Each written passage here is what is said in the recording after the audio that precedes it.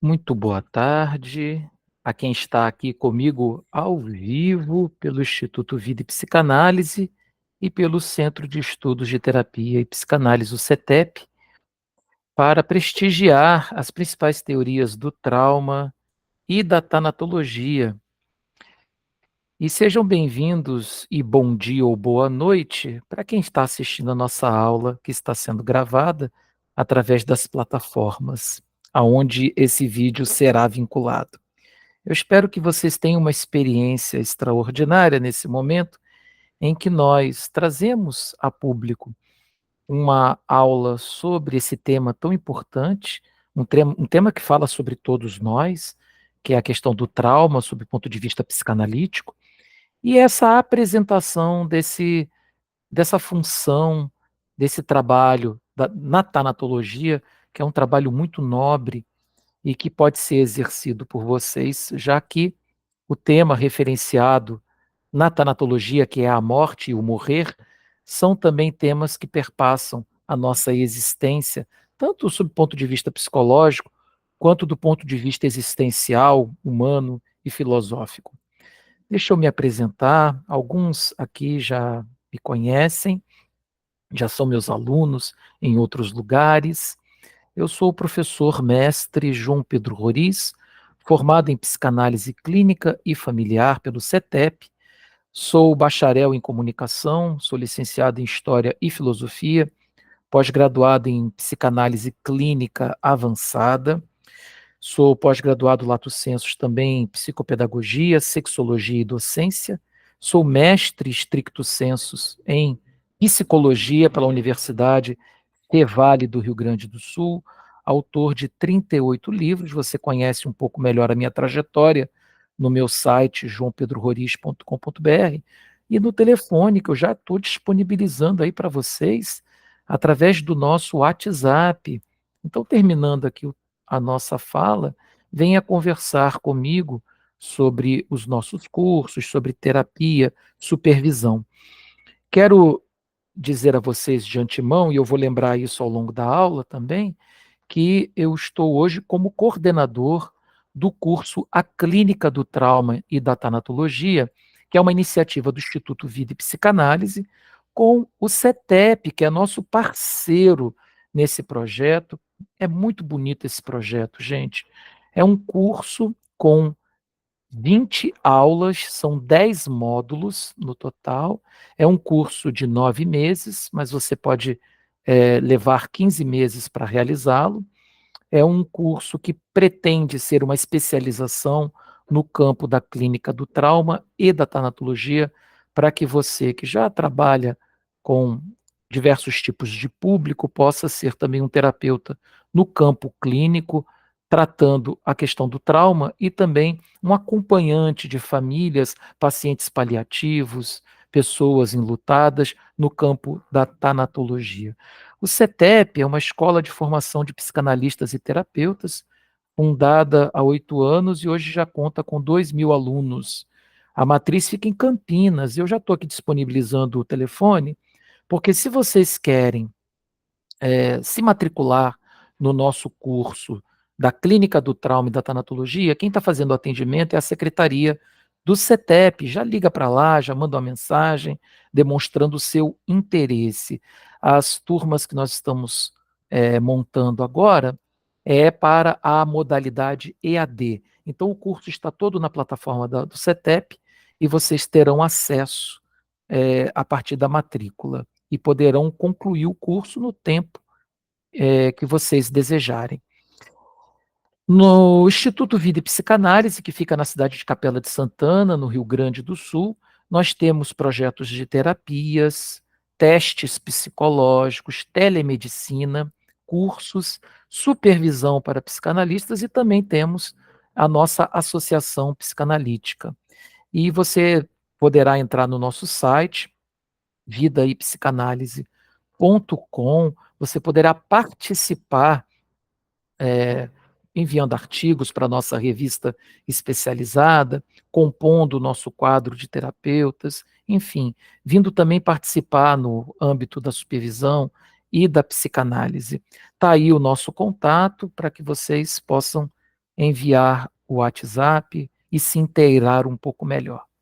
Agora sim, dados os recados, né, gente, tão importante, vamos contextualizar um pouco do que vai ser a nossa aula hoje, começando com a questão do trauma, que tem uma origem grega, significa lá na medicina, rupturas, é, quebradura, é algo que se rompe e que não volta mais a ser o que era antes. Porque por mais que a gente possa restaurar um osso, esse osso nunca mais será o mesmo. Uma fala que a gente tem dos ortopedistas é que quando há um trauma no sentido de uma quebradura de um osso, aquele osso ele vai se engessar. Se você colocar ele arrumadinho, de volta no lugar, ele cria um calo ósseo e nunca mais ele quebra.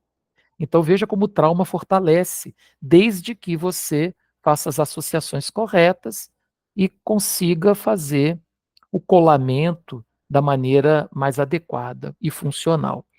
Quando aquela quebradura ela permanece fora do lugar, ainda assim o osso ele vai gerar um calo ósseo, ele vai colar com o passar do tempo, mas vai causar um sintoma extra. Então a pessoa quebrou a perna e não fez o devido tratamento para colocar o osso no lugar, o que vai acontecer com a perna dessa pessoa, né? Vai ficar mais curta. Enfim, ela dificilmente quebrará novamente a perna naquele ponto, mas ela ficará claudicante ou ela terá uma dificuldade, né? Uma dor permanente naquele local.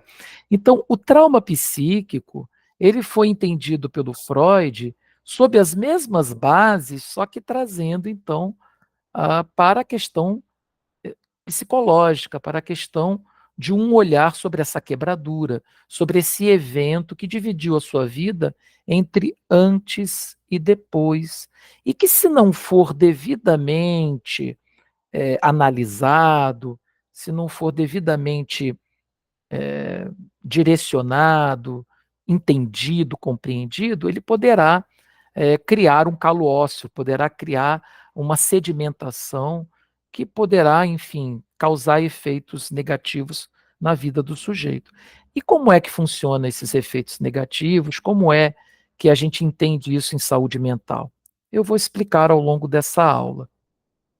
Mas antes eu quero trazer uma fala minha e do professor Márcio.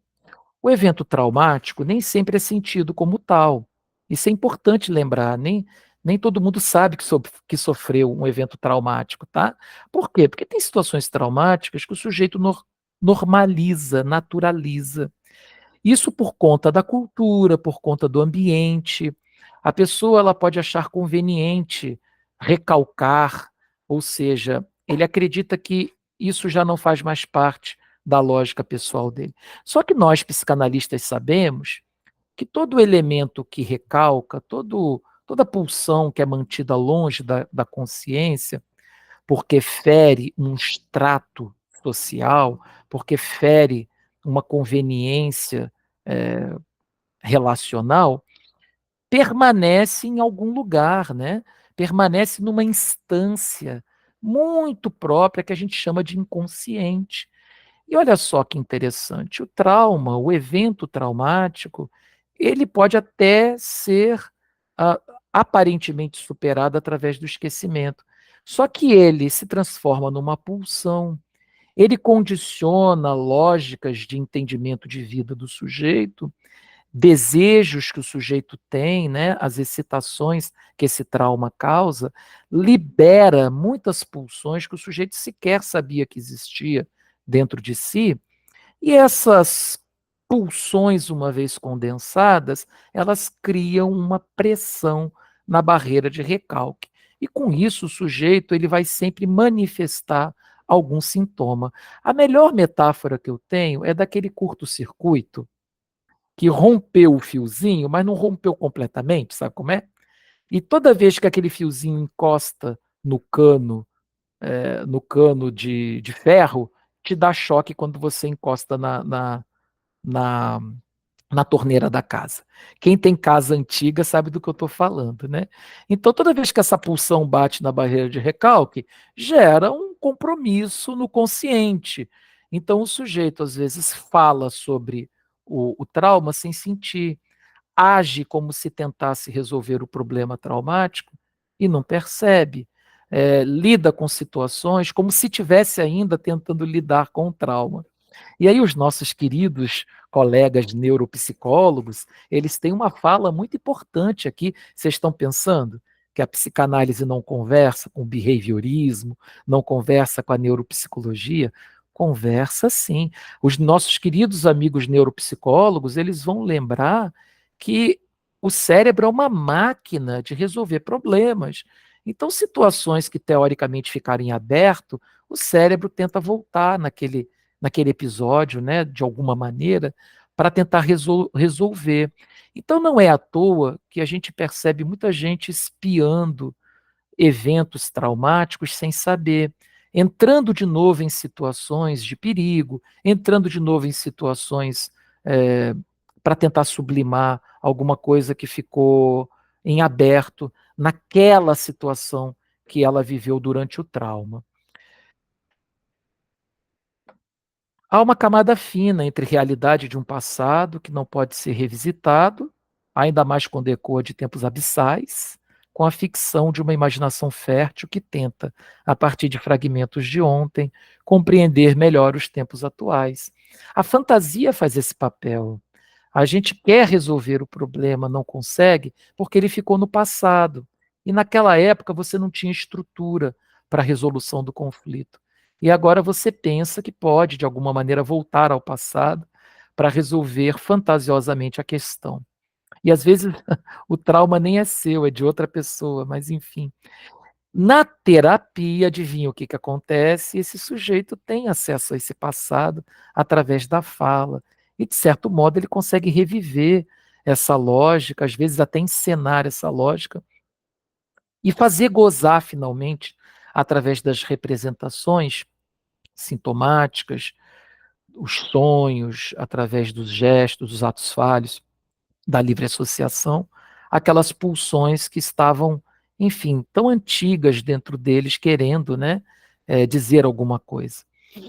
Há a fala objetiva do sujeito sobre o evento vivenciado e toda a narrativa latente, inconsciente, formada pelo simbólico e reconstituída através de representações e fantasias. O que que o Zimmermann está nos dizendo? Vamos separar as coisas?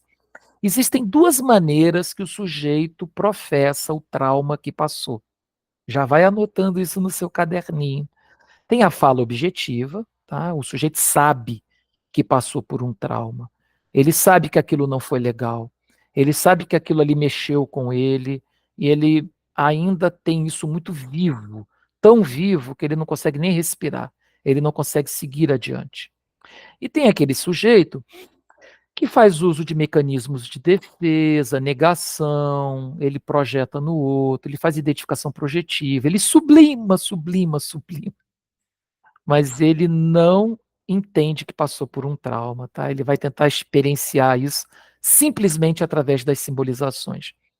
Há diferença nessas duas formas de exposição do trauma, gente, porque nós que somos terapeutas psicanalíticos, nós temos como cultura, como mentalidade, não observar o que é consciente. A fala consciente a gente descarta, não é isso que vocês aprenderam na escola de psicanálise? A gente só olha o simbólico.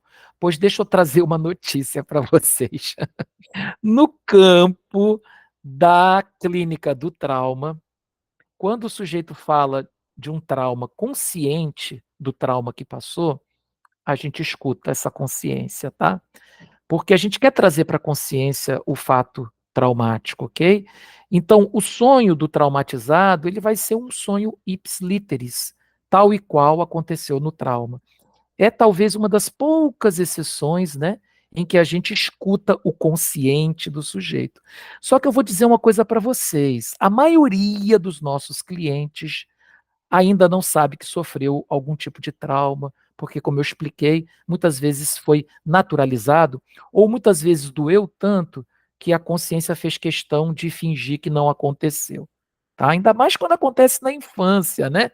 O sujeito não tem ainda uma capacidade de lidar com aquele trauma sofrido, e eu sei que muitos de vocês já estão entendendo de coisas que eu estou falando aqui, porque isso mexe com gatilhos na gente, mas veja, quando acontece na infância, uma forma de defesa muito evidente é o recalque. É o recalque até imediato dos desejos e das excitações que esse trauma causa, né? Vamos para as variantes ontogênicas da realidade humana? Olha aí que palavras bonitas. Variante é aquilo que varia, podem ser várias, né? Ontogênica, aquilo que faz parte de uma raiz da realidade humana, ou seja, da nossa espécie. Gente, vocês estão percebendo a profundidade desse tema? No nosso curso, a gente vai trabalhar cada ponto desse aqui, ó, separadinho, tá? Então vamos lá, o que são essas variantes? Cada ser humano é diferente, por quê? Porque cada um traz um ego ideal, ou seja, uma proposta para si no mundo, um ideal de ego, que é diferente. O ideal de ego já é uma estrutura que a família, a sociedade determina para você. Cada um de nós tem uma formulação simbólica sobre as fantasias. Todos nós temos complexos, hein? E nós tivemos educação diferente. Isso gera faltas diferentes, desejos e instintos que acusam mais uma formatação. Então, os meus desejos são muito diferenciados do desejo do meu irmão, por mais que a gente seja gêmeo, tá? O trauma, ele vai participar essa variante ontogênica, porque dependendo do trauma sofrido, a pessoa ela tem um comportamento diferente, né? A genética também vai influenciar, claro, as obrigações sociais. Então, eu tenho uma pessoa que é muito controlada e controladora. Ora, um trauma que mexa com a capacidade de gerenciamento desse sujeito poderá ser infinitamente mais dolorosa do que um trauma sofrido por uma pessoa que não tem essa necessidade de controle, tá? Mesmo que o trauma seja parecido. Então, quais são as referências que a gente tem? Tá ali, ó, sociais, econômicas, geográficas e culturais. Há também a questão da moral, as ordens de regramento que nós carregamos dentro de nós, a própria ética, né, que seria algo ainda maior, que é a estruturação de regras instituídas pelo construto humano, sistema de crenças, religiosidades, o histórico familiar conta muito. Ah, o desenvolvimento cognitivo, tá? Isso a gente percebe muito claramente na clínica. Qualquer terapeuta aqui poderá me dizer, com muita tranquilidade, independentemente da abordagem, que a cognição influencia muito nas tomadas de decisão, né? E os talentos e as vocações. Às vezes, os talentos e as vocações é que salvam a gente. Aí você pega esse quadro que eu trouxe, ontogênico, e percebe que ele é um quadrinho bem pequenininho, perto de tantas outras variantes que são estimuladoras em âmbito mais genérico. Olha aí a filosofia, a ciência, o inconsciente coletivo, que é uma teoria linda do Jung, as artes, a economia, fatos novos. Olha, o século XX é marcado por muitas rupturas. É um século muito bélico. E alguns estudiosos falam que o século XX ainda não acabou, que a gente ainda está vivendo uma Guerra Fria tardia, enfim, né, uma guerra espacial tardia, né, disputas econômicas, enfim. As mentalidades influenciam muito a nossa lógica de pensamento, as representações sociais, que é uma teoria linda do Moscovici sobre como grupos pensam determinados objetos de afeto. Olha, leis físicas, a ordem, as tendências, né, as chamadas modismos, né, a ética, a cultura, o senso comum. O senso comum, ele inaugura um olhar sobre o aprendizado humano que não está descrito necessariamente nos livros ou ou na ciência, ou nas artes, ou na filosofia, mas que compõem um conhecimento coletivo, né? E os mitos nos trazem muitos arquétipos sobre como bem viver, como existir. Pensadas essas variantes, vamos falar sobre o grafo do trauma. O grafo do trauma é o seguinte, gente, pensa numa linha. Como é que esse trauma ele vai existir na vida de uma pessoa? A gente vai ver isso a partir de agora, tá? Mas antes eu quero que você saiba que o trauma é uma marca simbólica. Então, ele cria um impacto, e esse impacto, gente, eu vou dizer para vocês, é para a vida toda, tá? Deixa eu mostrar aqui esse papelzinho, tá vendo? Ó, eu vou fazer um vinco, tá vendo aqui? Viu o vinco que eu fiz? O que aconteceu com esse papel agora? Vocês perceberam?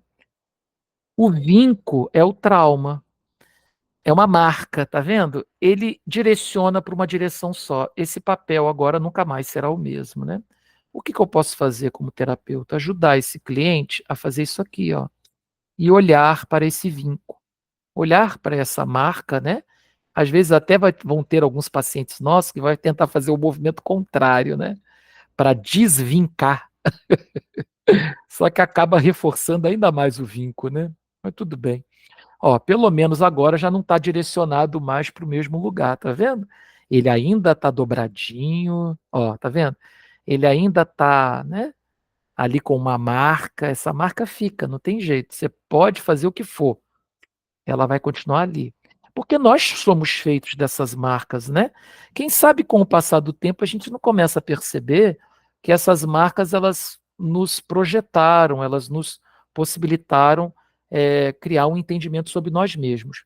Mas o trauma tem uma característica que eu quero que vocês anotem aí, por favor, que é a seguinte: o trauma, a priori, logo que ele acontece e até acontecer o tratamento do trauma, o sujeito nem sempre sabe que se traumatizou e muito menos consegue discorrer sobre aprendizados. Porque uma das características do trauma é que o sujeito não consegue tirar nenhuma é, nenhum aprendizado, nenhuma consequência positiva. Ele só vê aquela situação como marcante e como inibidora dos seus desejos. Tá?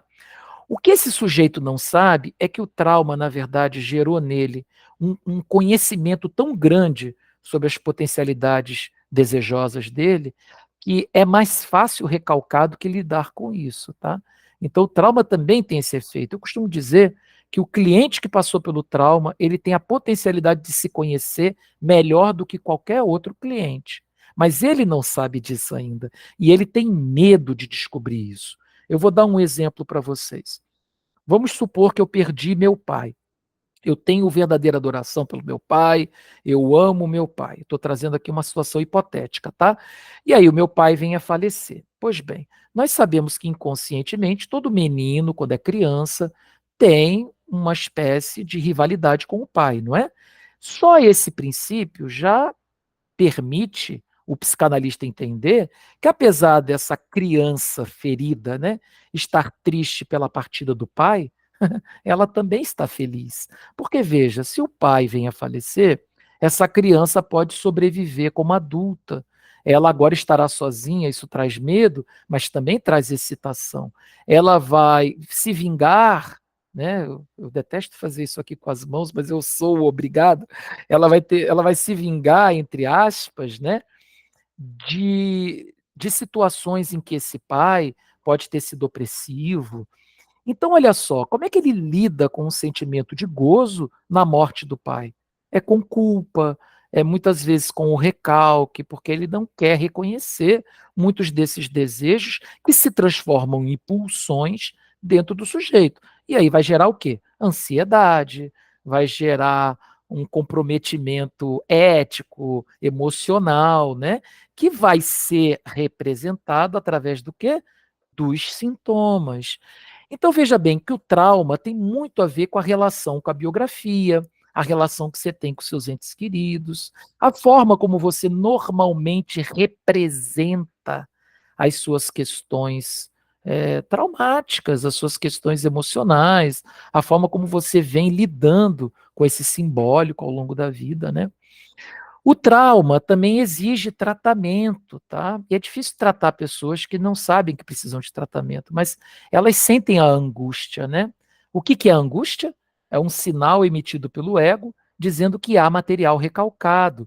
Então, esse sujeito vem parar na terapia sem saber que essa angústia, esse desconforto, é um sinal de que ela pouco se conhece, sabe? E ela quer se conhecer. E aqui entra já a primeira informação que eu acho que é importante, ó. Todo trauma narrado é secundário. Como assim, João Pedro? Me explica melhor? Sem dúvida. Existem dois tipos de representação traumática, tá? O evento, quando ele acontece, e não pode ser simbolizado através de palavras, através de ações, de gestos, esse trauma fica abreagido, como diria Freud, em estudos sobre histeria, né, o livro que ele escreveu com o Breuer. Tem o caso Caterine, que é um caso maravilhoso, depois vocês dão uma olhadinha, tá? Aliás, vamos fazer a leitura do caso Caterine como um dever de casa? Dá uma lidinha lá, tá? Ele fala muito desse termo, do abreagido. Emoções que deveriam ter sido exploradas e não puderam, por conta de impedimentos, né, que essa pessoa tem, impedimentos psíquicos. Então, o sujeito sequer consegue representar o trauma a não ser através do recalque. Tá? Porque se a gente for olhar assim de forma mais lacaniana, né, o recalque é já uma forma de representação, tá? Mas a gente entende essa representação de forma externa, né? Então, se ele não representa com palavras, com ações, com gestos, com construtos, ele não representou os eventos pulsionais, desiderativos que ele tem. E isso fica num âmbito quase que totalmente inconsciente, tá? É o trauma primário. Já o trauma secundário é o trauma do qual eu consigo representar através dos mecanismos de defesa, assim, mais evidentes, né? Como a negação, tá? Ou com a sublimação, ou através de atos histéricos, convergências, que é muito comum em situação de trauma, é o sujeito ficar convergente. Eu vou contar uma história para vocês, que é uma história assim, né? Que é trágica, mas ela não deixa de ser engraçada. Eu tenho uma tia que é muito controladora com dinheiro, já está bem velhinha. E uma vez ela recebeu uma ligação do banco dizendo que um cheque dela tinha voltado. Isso, ó, 1900 e Guaraná com rolha. E aí ela ficou surda do ouvido. Ela escutou aquilo que fez tanto mal a ela que ela, enfim, fez uma histeria de conversão, né? O ouvido que deveria escutar passou a ficar surdo. Eu não sou analista da minha tia, mas eu só posso imaginar que diante de um evento tão dramático, né, e exagerado, o que é típico da histeria, né, que a histeria ela encena, né, haverá de compor aí um quadro um pouco maior, provavelmente de algum trauma. Esse trauma que não é, a princípio assim muito fácil de identificar, mas que já está sendo representado através de uma surdez histérica muito peculiar, vocês não acharam? Então, veja como a gente acaba representando o que está dentro da gente, né? E essa representação ela é exagerada. Então, eu costumo dizer que o trauma secundário, aquele que é comunicado dentro do consultório, normalmente reflete um trauma anterior. Esse sim é primário. Vou dar aqui um exemplo. Eu tinha uma paciente que ela tinha imensa dificuldade de sair de dentro do avião. Ela passava mal na hora de sair do avião. Veja bem, entrar no avião não era um problema. Voar de avião não era um problema. Ela não tinha fobia. O problema era sair do avião. E aí a gente tem que entender isso de forma representativa. Peraí, sair de uma cápsula, sair de dentro para fora, sair de um buraco. Bom, psicanalistas aqui já entenderam, né? Ok, tem alguma coisa a ver com o parto, né? E a pergunta que não quer calar: "Você teve algum problema no teu parto, sabe dizer?".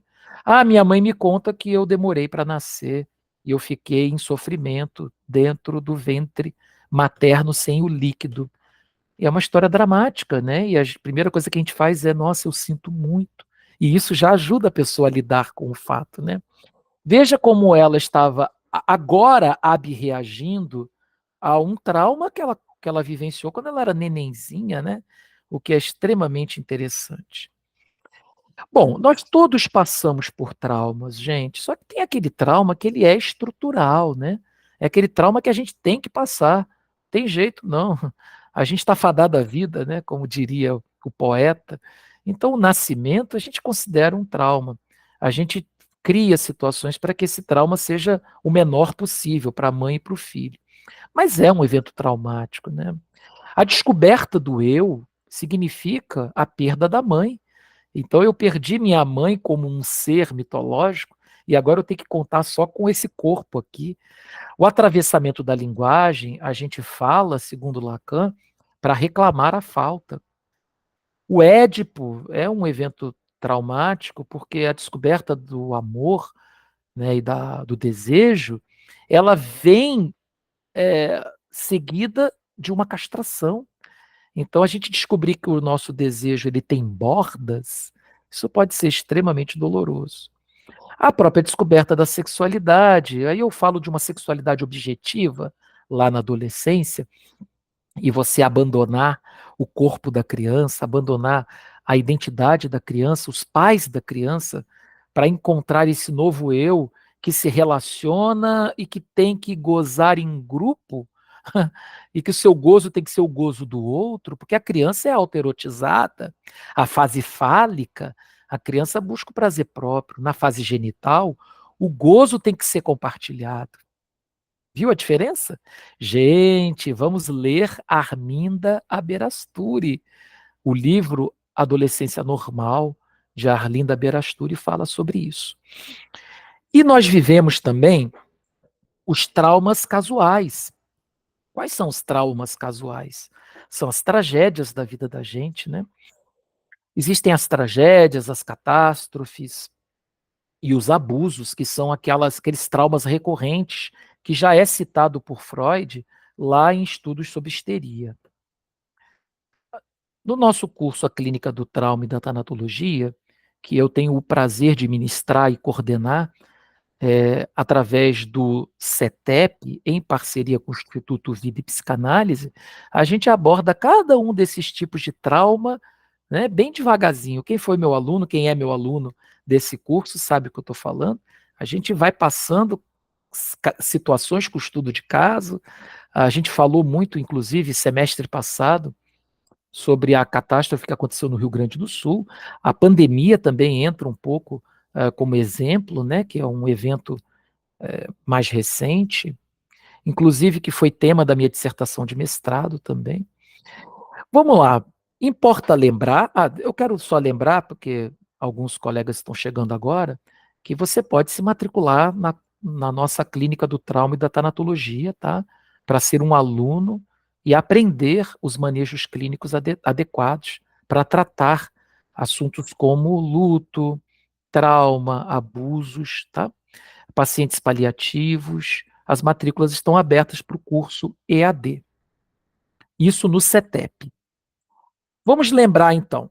O impacto inicial da experiência traumática é representada pelos dados sensoriais, perceptivos, afetivos e motores em seu estado bruto. Essa primeira inscrição psíquica da experiência, na qual a matéria-prima psíquica se converte em uma representação coisa, é denominada simbolização primária. Deixa eu traduzir um pouquinho. A representação coisa é algo que prima dentro de você e que é puramente simbólico.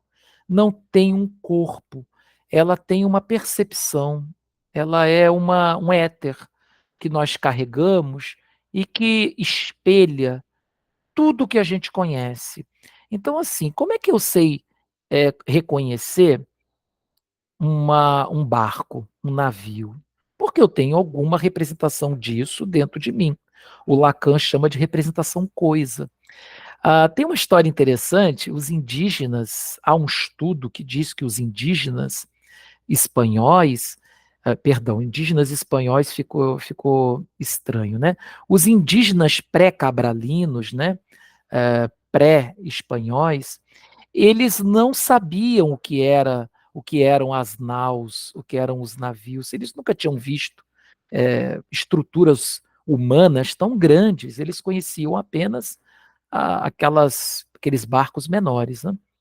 E quando chegam as caravelas e são estruturas para aquele tempo absurdamente enormes, eles reconhecem aquilo como nuvens.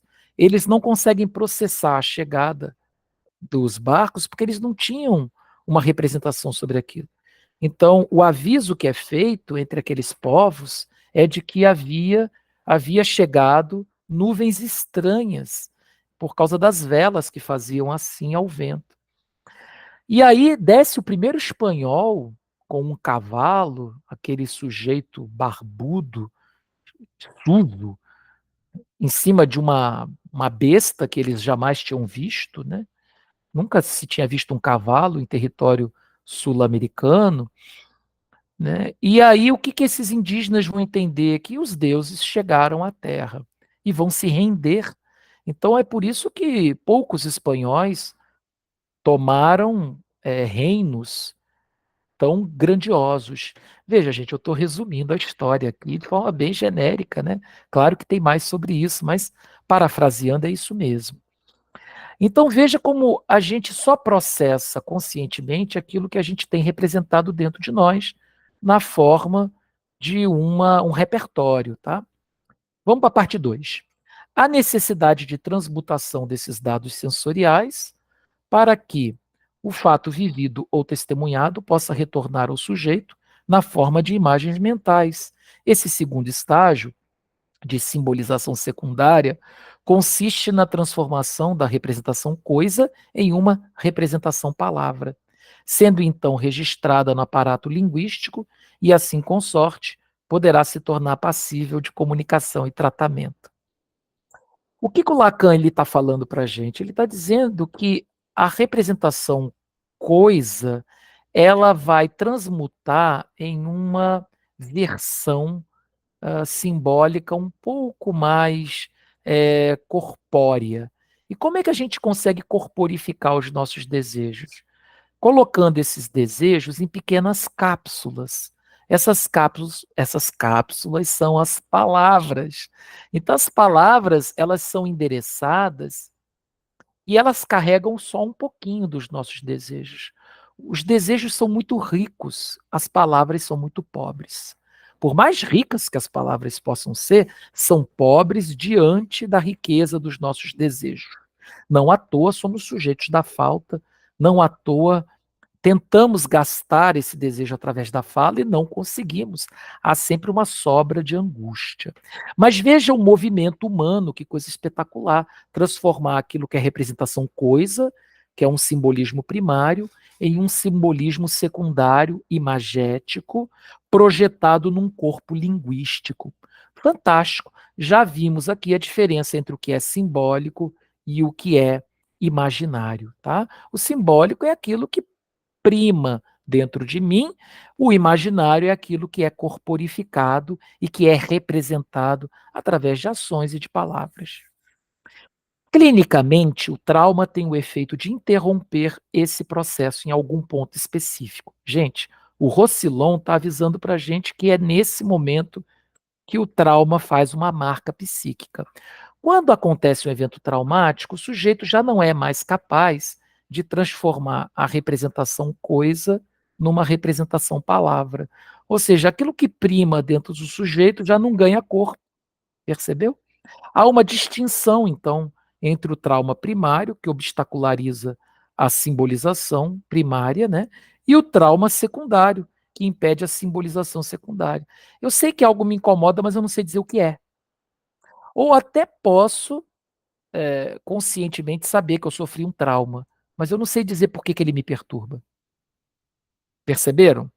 Então o sujeito chega falando, eu estou me sentindo mal, mal, muito mal, porque enfim, eu vi uma mulher sendo assediada. Aí você vai fazendo perguntas, direcionando, porque você entende que, tá, tudo bem a empatia, tudo bem querer proteger a mulher, mas me parece que é um termo exagerado para uma situação que acontece infelizmente cotidianamente, né. E por que que isso virou eh, tema de análise daquele sujeito? Por que que aquele sujeito está falando da mulher e não dele? Ora, a mulher é uma representação palavra de uma representação coisa. Eu não quero saber da representação palavra, eu quero saber da representação coisa. E aí eu faço aquela pergunta, né, você já teve alguma mulher da sua vida que foi assediada sexualmente? E ele diz: "Olha, agora que você falou é que eu me dei conta.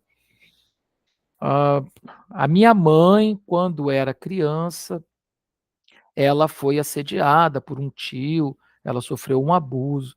Então veja que a necessidade de defesa da mãe, esse Édipo, né, vem como uma necessidade de defender uma mãe que não pode ser defendida.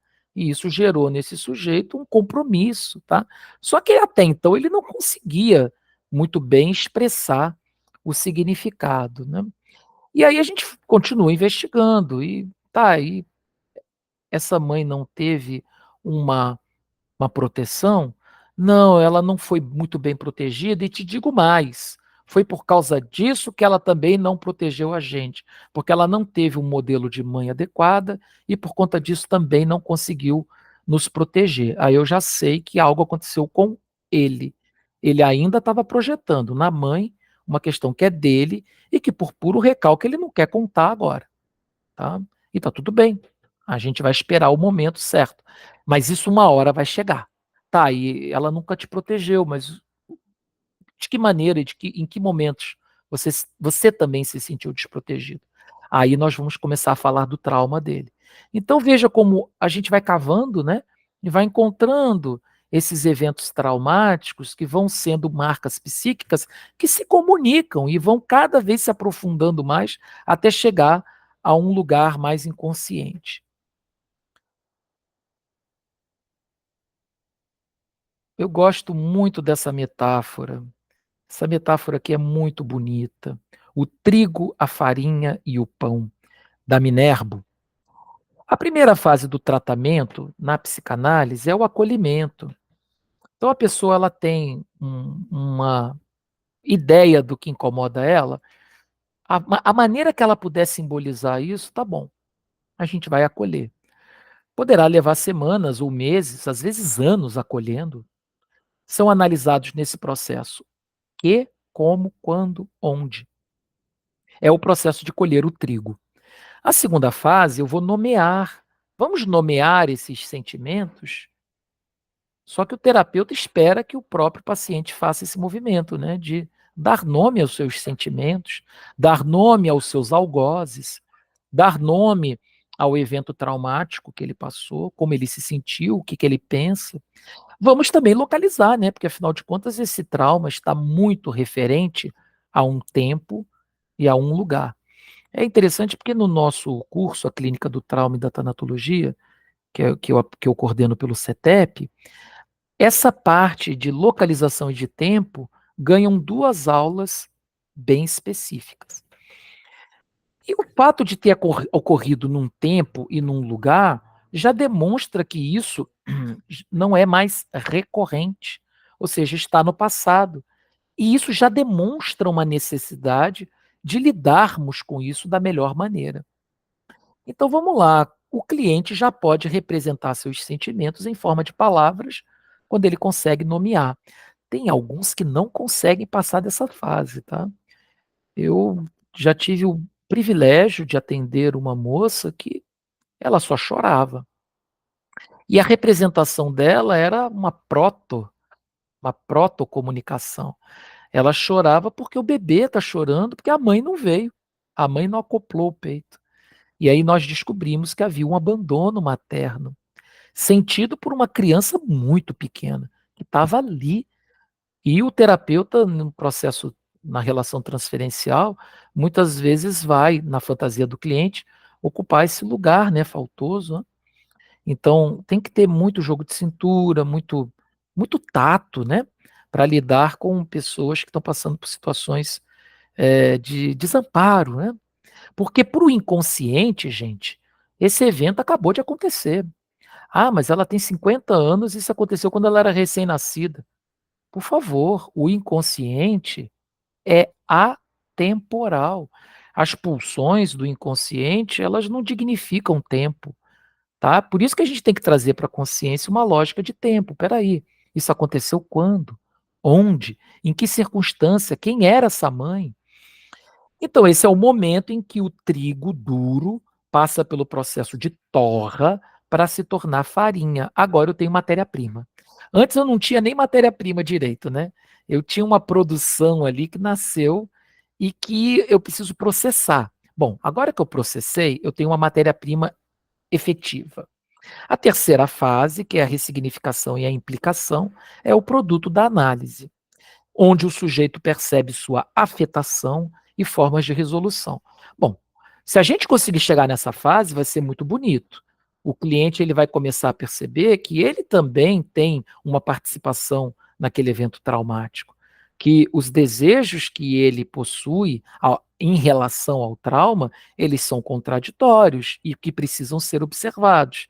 Tudo bem você sentir gozo, mesmo na morte de um ente querido, porque existe algo dentro de você que precisa gozar, senão a gente não permanece vivo. E aí o sujeito vai começar a se implicar na lógica desiderativa. Qual é o problema de nós termos um psicanalista que não sabe lidar com o trauma tratando essas pessoas? Nós vamos ver o psicanalista incauto, ansioso, querendo chegar justamente na parte da implicação, sem ter passado pelo acolhimento, sem ter passado pela nomeação, pela localização e pela ressignificação. Gente, o que acaba acontecendo? A gente traumatiza ainda mais o cliente, né? Já tem até memes falando sobre isso, tamanha falta de preparo que muitas escolas, infelizmente, acabam fazendo aqueles cursos imediatistas, né? Há uma necessidade de entrar no mercado de trabalho, as pessoas elas não cuidam da preparação, né? Não transformam o trigo em farinha, a farinha em pão, e vão crus para fazer a análise. E aí pode gerar um comprometimento ainda maior em relação a esse cliente.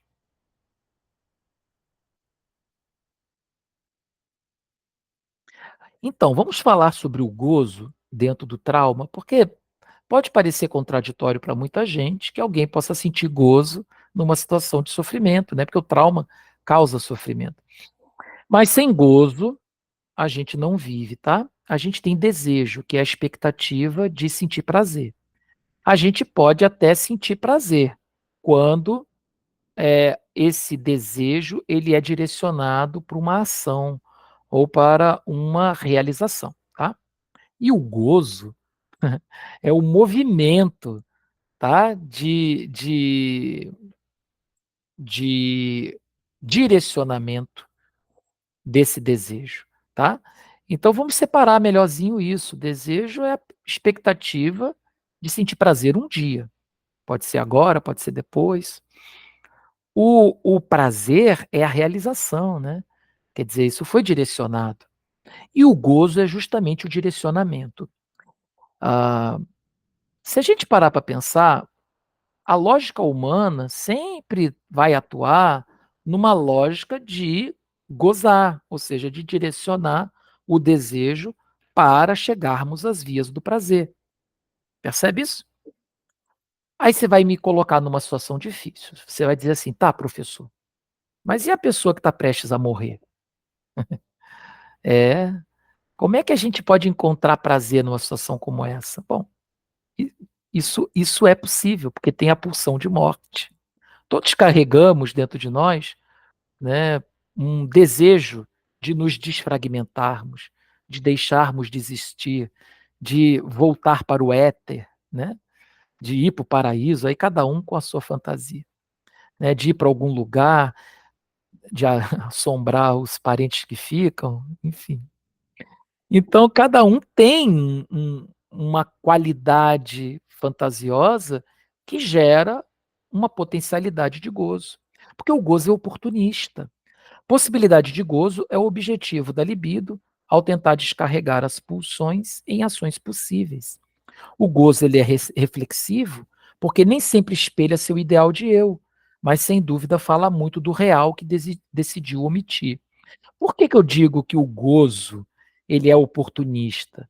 Porque às vezes ele vai refletir um sujeito que você não sabe que é, mas que está ali. Então quer dizer que a vida inteira você foi bonzinho, você foi educado para ser bonzinho. Esse é o seu ideal, né? O seu ideal de eu é ser bonzinho. Ora, todo mundo que é bonzinho tem vontade de ser malzinho. E aí a pessoa aproveita uma situação, né? Uma situação assim de liberdade para fazer tudo que não podia fazer, né? Dentro daquela diretriz social. Resultado: a pessoa vivencia um trauma, mas há um gozo. O gozo também é subversivo, constitui-se em um fundamento rebelde em tempos de paz, mas extremamente útil em tempos de perigo. Então, diante de uma situação que está tudo bem, há algo prima dentro de mim que não quer que fique bem, quer guerra, quer luta, quer fuga, quer é, pa paixão passional. Agora, em tempos de guerra, isso é muito útil. Dá uma olhada na imagem ali, né? Você está vendo um homem diante de uma situação traumática. Ele está enfrentando um tigre enorme, pré-histórico, né? E aí o que, que vai acontecer? Provavelmente esse tigre vai ganhar. Mas se você olhar a atitude do Neandertal ali, ele ele está engajado. Ele está engajado. Ele está enfrentando esse tigre. Por quê? Porque algo dentro dele prima por sobrevivência. O gozo dele está em vencer uma besta assassina. Quando não há gozo, há banzo. Viram só essa frase? Quando não há gozo, há banzo. Muitos morrem, né? Sem gozo, porque tiram da pessoa tudo, a pessoa deprime, terrivelmente, a libido não tem mais aonde colocar as pulsões dominam o sujeito, ele surta, e isso é demais para ele, e ele abandona a vida. Acontecia muito com seres humanos escravizados, ah, que chegavam dos navios negreiros e morriam de tristeza, né? Crianças abandonadas também podem abandonar a própria existência. Há uma teoria, tá? É uma entre tantas, então, por favor, não me julguem se vocês não concordam, mas há uma teoria de que muitos dos nossos pacientes autistas, né, uma parte deles pelo menos, podem ter abandonado o senso de comunicação porque o corpo fechou em copas diante de um sofrimento desconhecido, né, dos entes parentais, talvez no útero, talvez na primeiríssima infância. O corpo tem essa característica nos bebês, né? Fecha as janelas da consciência para que o sujeito então não sofra. Então há essa teoria, tá? É é do Jerusalinski. Essa teoria é uma teoria muito bonita. Deem uma olhada. Mesmo diante dos cenários mais catastróficos ou desafiadores, o sujeito busca o fundamento do gozo. Essa é a característica humana em alcançar resultado com o mínimo de energia possível. O gozo no contraditório marca um olhar novo do sujeito sobre si, que pode ser iminentemente constrangedor para o ego, o que gera angústia e recalque compulsório. Essa contradição no luto. Como lidar com a excitação de um recomeço diante da tristeza pelo fim? Chega a ser poético, vocês não acham? Então, eu estou diante da pessoa que me criou, que está padecendo, né, o que está falecendo, está vivendo os seus derradeiros dias, e algum lugar meu goza com essa questão, porque eu tenho um lugar para sofrer, eu tenho um motivo para colocar o meu sofrimento. Então, a libido aproveita, né, para abrir uma janela. A libido fala assim para as pulsões: ó, abriu uma janela aqui, ó, para a gente sofrer. E aí vem aquela maçaroca de pulsão que não tem nada a ver com a mãe morrendo, mas que de alguma maneira é colocada nesse lugar. E o sujeito tem um alívio. E tendo alívio, ele tem prazer. E tendo prazer, ele sente culpa. E aí, olha só, o círculo vicioso, né? Características do trauma: medo da manutenção, repetição e revelações sobre o evento. Nós vamos ver uma evitação, tá? Opa, vou voltar um pouquinho. Uma insistência no assunto, culpa e vitimismo. Quero até colocar mais uma questão aqui. Às vezes há uma naturalização, então acontece muito do trauma se transformar num vício.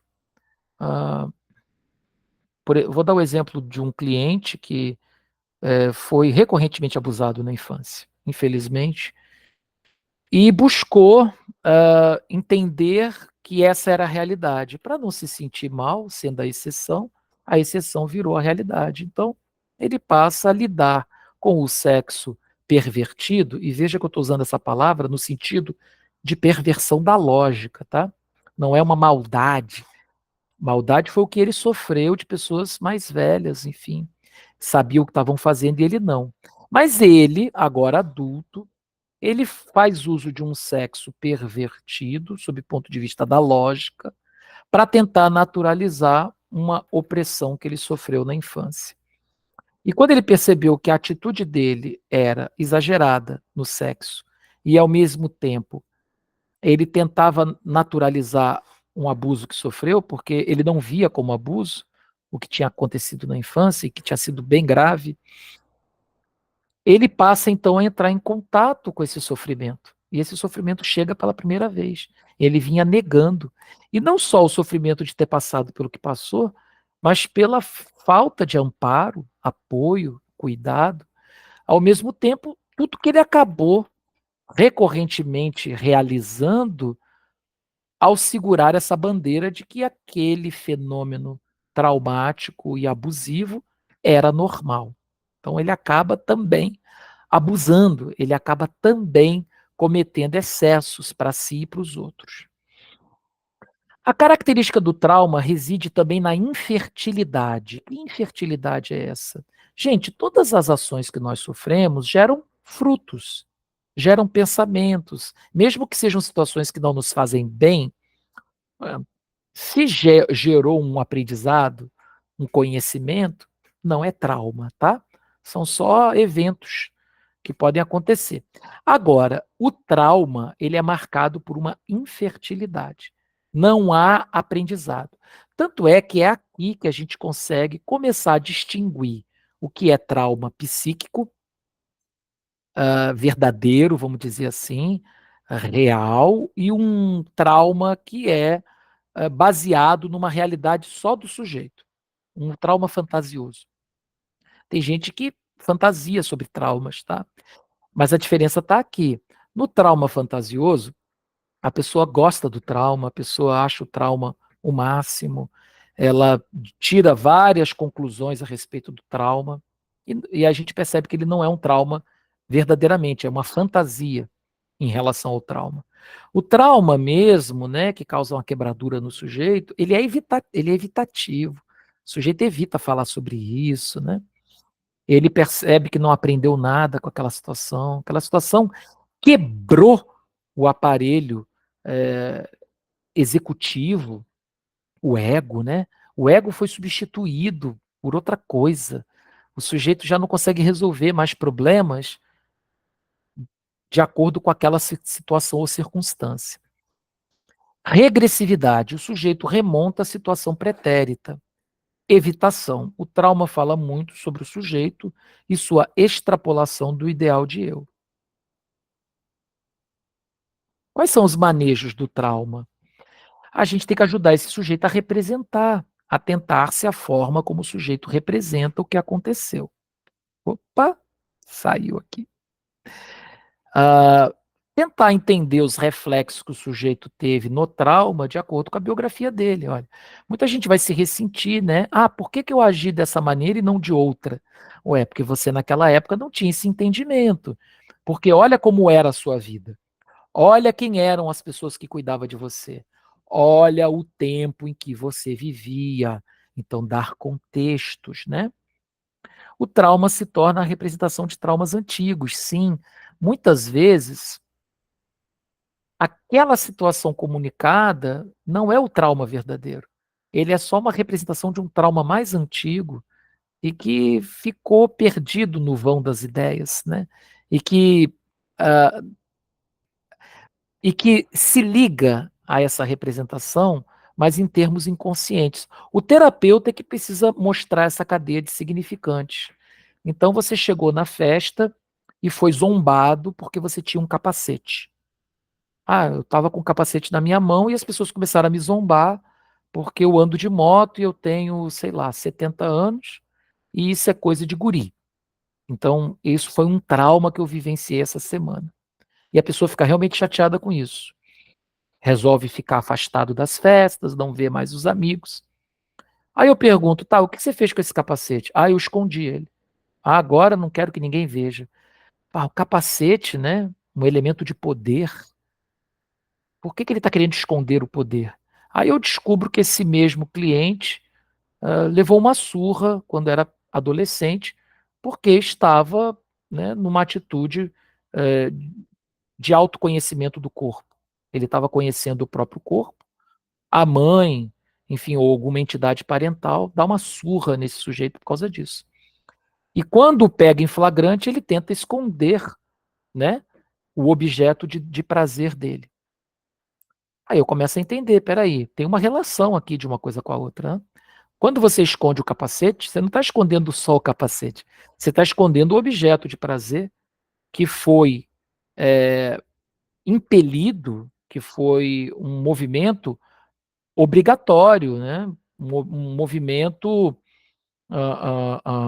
compulsório. E assim, é muito difícil fazer isso. Esconder o poder é uma coisa muito difícil, porque você vai ter que fazer isso o tempo todo. Você não pode mais ser pego em flagrante quando você está demonstrando poder. Então, esse sujeito, ele vai ter que lidar com a situação com a mãe, com a própria sexualidade, com o seu próprio objeto de poder, para tentar entender, então, os males que isso causa no dia a dia dele, com os amigos, com a família, etc. Então, veja que exemplo, né, interessante sob esse ponto de vista das representações. Passionalidade. Até que ponto esse trauma não se tornou importante e até referencial para o sujeito? O sujeito vivencia o trauma e ele passa a acreditar que ele é o evento traumático, que aquilo ali é que forjou a árvore da existência dele. E aí é mais difícil, porque está estruturalizado, né? Então temos os 5 passos: acolhimento, nomeação, localização, identificação e ressignificação. É muito importante que no nosso curso Trauma e Tanatologia, pelo CETEP, pelo Instituto Vida e Psicanálise, nós temos uma aula específica sobre trauma complexo, tá? Que é um termo até do behaviorismo, mas que a gente, né, trouxe para o nosso campo psicanalítico. Quando o parto é partir. Olha aí. Veja porque, de certo modo, o nascimento acaba se configurando numa lógica traumática. Porque, gente, sair de uma condição e entrar em outra é uma coisa muito difícil. Porque quando você está saindo de uma condição, antes de entrar em outra condição, você não sabe o que está por vir. E você tensiona, você tem medo do sofrimento. Então, a criança, quando entra na adolescência, a adolescência, quando vem para a fase adulta, hoje está cada vez mais raro isso, né? A pessoa adolescente vir para a fase adulta. Tem uns que chegam na terceira idade, mas não saíram da adolescência ainda, porque o parto é partir para algum lugar e a referência do novo é extremamente dolorosa. Então, uma pessoa que sofreu um trauma no parto, ela pode vir a representar isso de que maneira? tendo medo de coisas novas, de sair de situações antigas, para entrar em novos paradigmas. A autonomia do eu. Encontrar o eu é difícil porque você vai ter que assumir as responsabilidades do que você faz. E isso começa quando você é bebezinho e a mãe, ela passa a indicar o caminho, mas ela deixa de ser o caminho. A mãe não é mais o caminho, ela indica o caminho. E a criança se ressente muito disso. Se ela se ressente demais, olha, gente, cada vez mais as crianças estão chegando aos consultórios psicanalíticos e cada vez mais novinhas. Hein? A descoberta da sexualidade, se você tem uma família que não permite essa descoberta, que usa a sexualidade como uma forma de gerar culpa, ou então se não há um entendimento, né, cognitivo sobre como funciona a sexualidade humana, essas crianças poderão crescer restritas a novos temas, a novos assuntos. Ela não vai querer explorar potencialidades porque ela teme o castigo, a castração, né?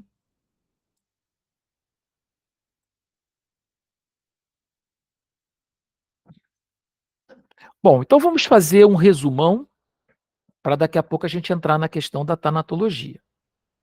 Quem está gostando aí da aula, dá um joinha aí para eu ter um feedback de vocês. Oi, Rosana. Oi, Cleise. Oi, Ramos. Sara. Márcia. Leci. Cláudia. Jurema. Silvia. Oi, Helder. Que alegria rever os amigos. Silene. Neuza. Edicleia. Oh, que beleza. A Eli. Muita gente aqui hoje. Márcia, Inês. Que bom ter vocês aqui. Olha, Deilza. Gente, num sábado de tarde, né?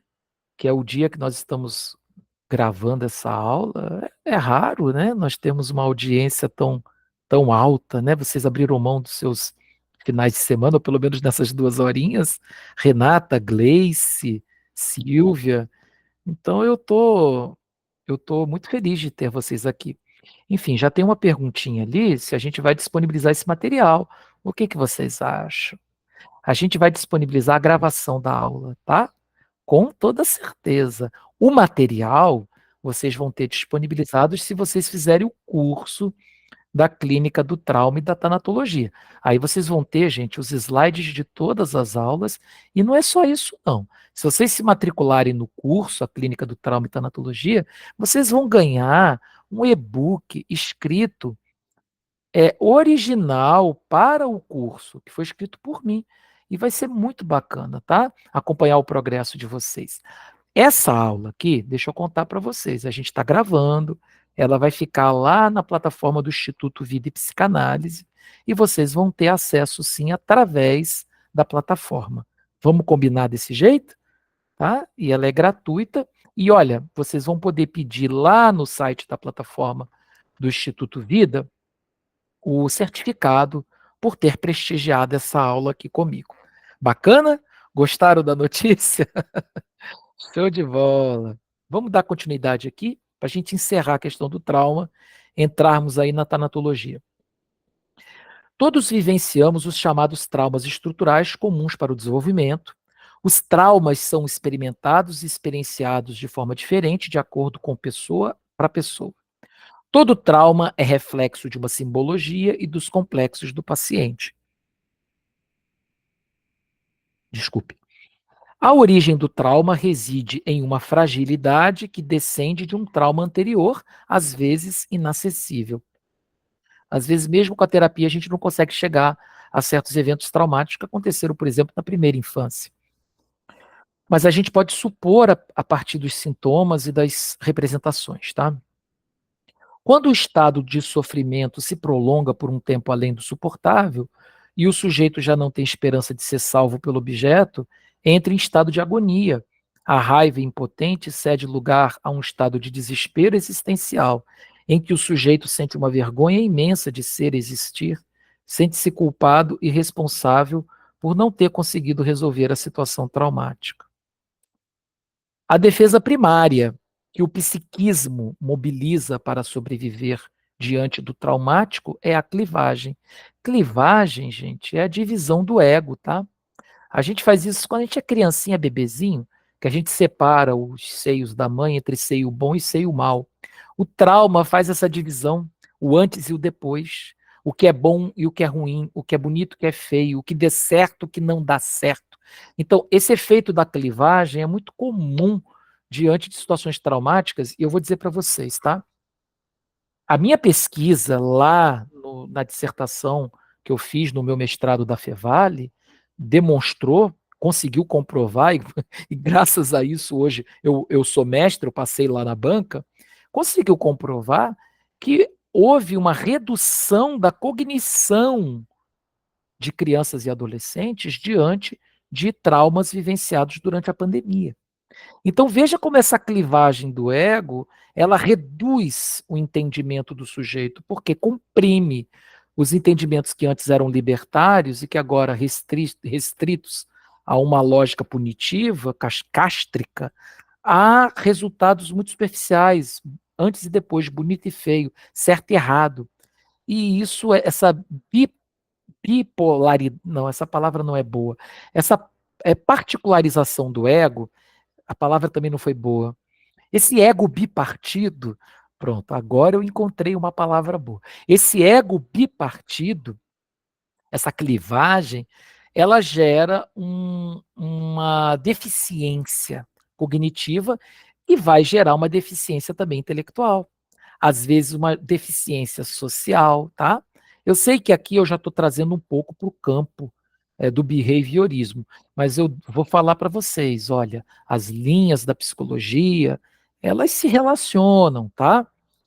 O sujeito se retira da experiência. O trauma faz isso com ele. Ele deixa de ser um executor de sua própria vida para ser uma mera testemunha, um mero elemento participante de uma maré que o leva de um lado para o outro. Quem passou por situações traumáticas sabe o que eu estou falando, sentiu na pele. Faz como se essa pessoa, como se esse evento não tivesse acontecido. Faz como se o evento, o trauma, não tivesse acontecido. A pessoa deixa de estar disponível psiquicamente para o trauma. Para a resolução do conflito, torna-se necessário o retorno do clivado e tentativa de compreensão do que ficou recalcado. Então é muito interessante no consultório a gente ver o sujeito voltar às suas predisposições originais antes do trauma, e eu faço muito esse convite a vocês, se passaram por situações traumáticas, que vocês pensem como é que era a vida de vocês antes do trauma, antes dessa clivagem do antes e depois, né? De que maneira você manifestava? Costuma-se muito dizer, antes da morte da minha avó, eu era mais criativo. Pois então, o que tem a ver, né, a morte da avó com a perda da criatividade? Já é um indicativo de uma investigação possível dentro do campo analítico, tá? Então, isso é que a gente chama de retorno do clivado, tentativa de compreensão do que ficou recalcado. Rimou, parece até poesia, né? Pois é. Eu acho a psicanálise muito poética, não sei o que vocês pensam. O trauma primário leva à constituição de núcleos psicóticos, enquanto secundário de núcleos neuróticos. Se eu tivesse que resumir em uma frase o objetivo do trabalho analítico, seria o de oferecer condições para que o paciente possa realizar seu trabalho de simbolização do traumático. Eu tenho que tirar o sujeito da fantasia de que ele é mero espectador, vítima desse evento e trazê-lo para a indagação, para a defesa do ego, para a reconquista desse aparelho executivo, para que ele saia desse âmbito fantasioso de que o trauma tomou conta da vida dele, de modo que ele possa assumir as responsabilidades de difíceis decisões que ele tem que tomar diante do trauma que passou.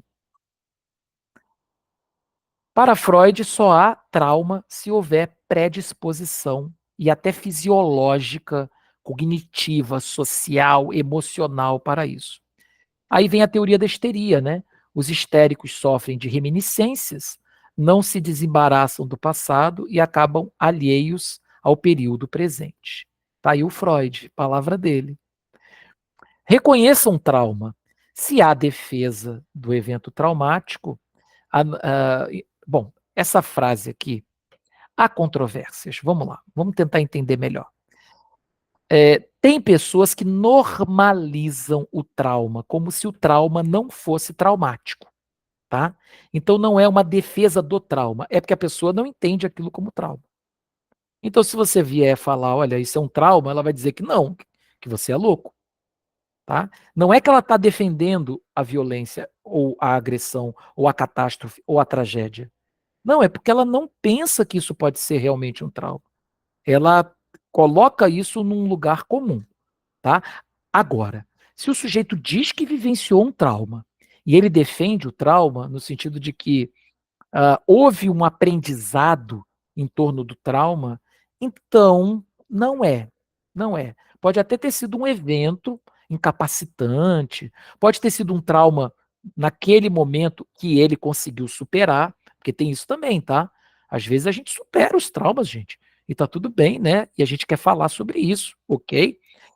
Pode ser um trauma fantasioso.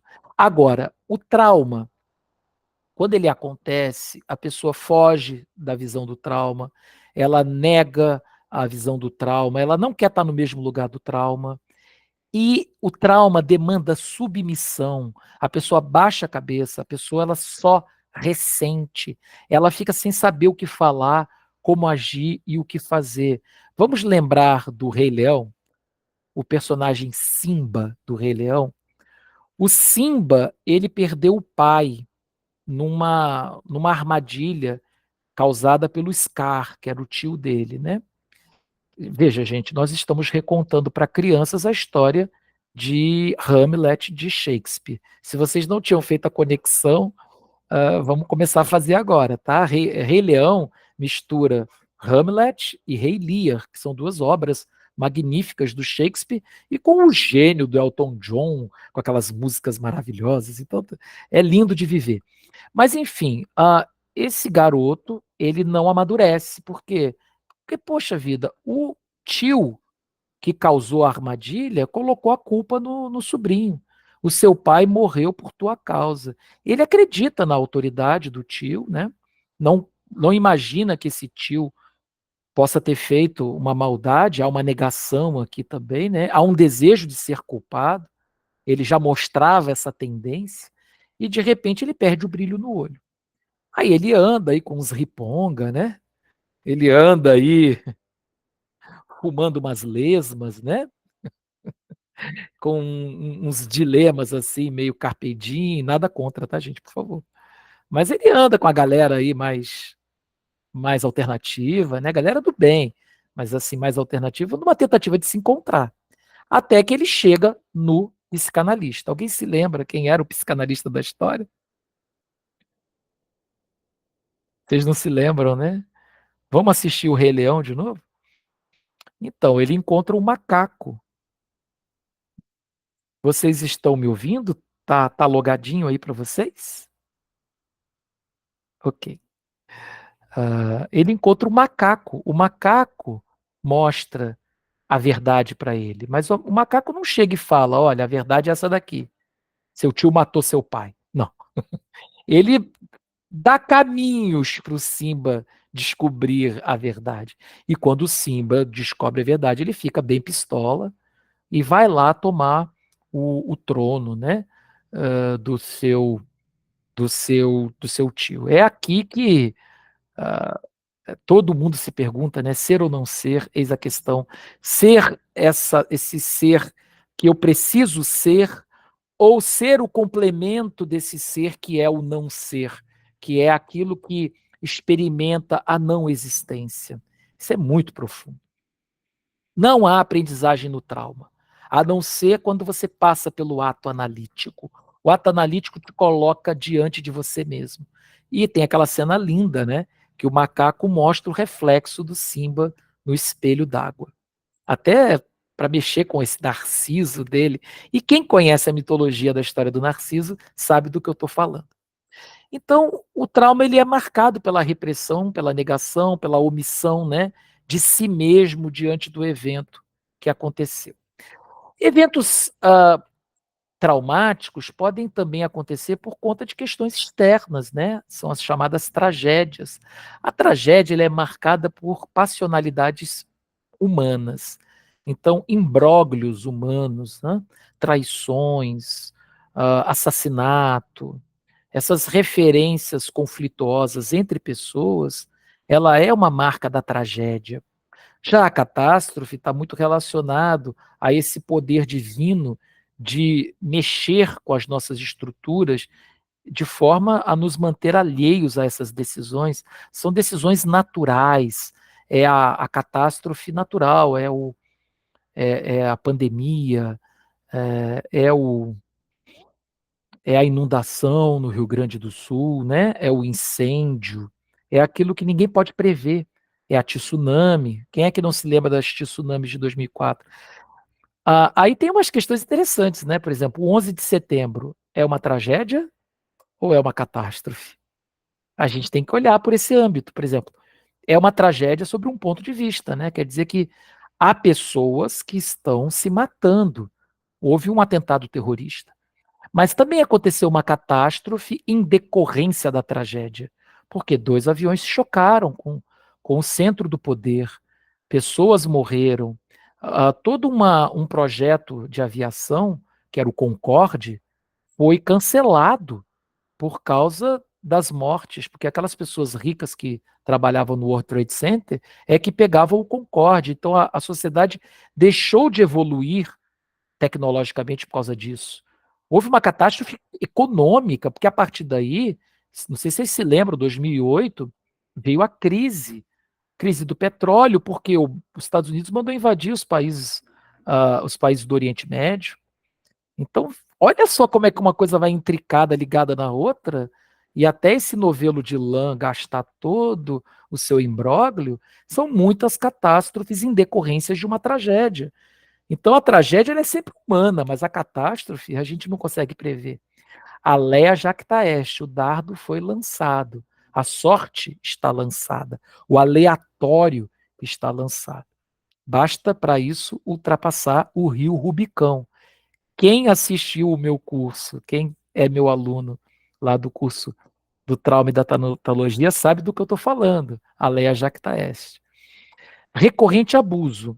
Pessoas que passam por situações recorrentes de abuso, né, e de escravização perante um outro, perante instituições. Infelizmente, nós temos, né, hoje a escravidão moderna que foi adaptada do patriarcado antigo para o patriarcado atual, através do machismo, através da dependência emocional, dependência econômica, financeira, status de poder e hierarquizações sociais, violência simbólica, que vão gerando construtos imaginários aonde aquele que está no alto da cadeia abusa de quem está na parte mais vulnerável da cadeia de processos produtivos.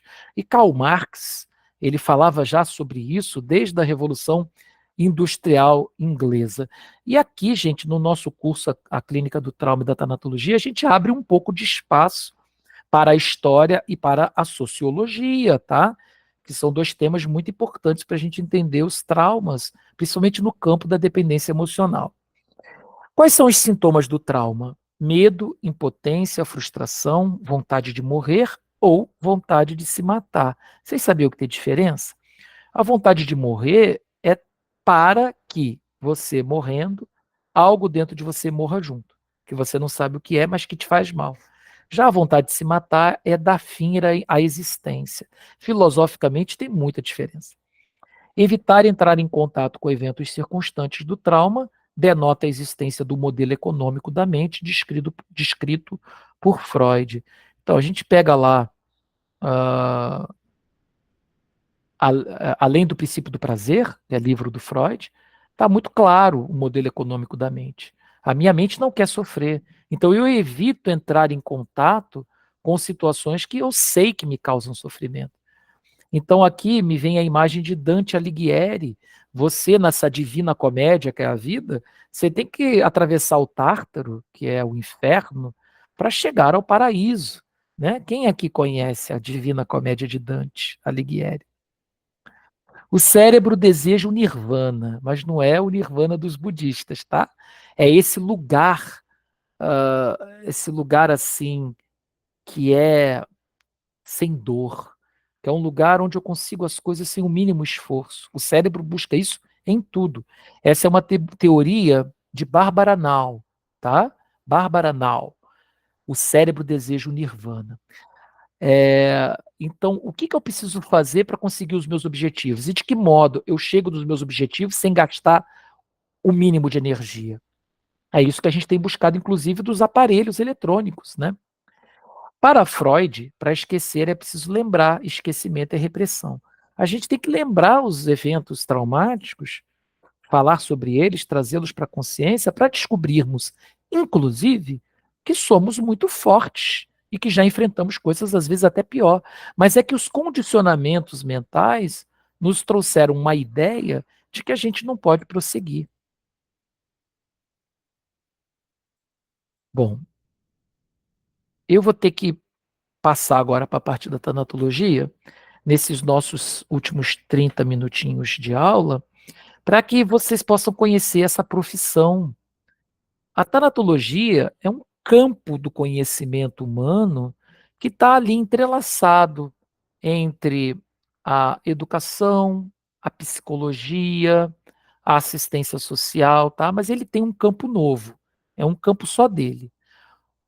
O tanatólogo, o tanatologista, ele é aquela pessoa, aquele profissional que acompanha famílias e indivíduos.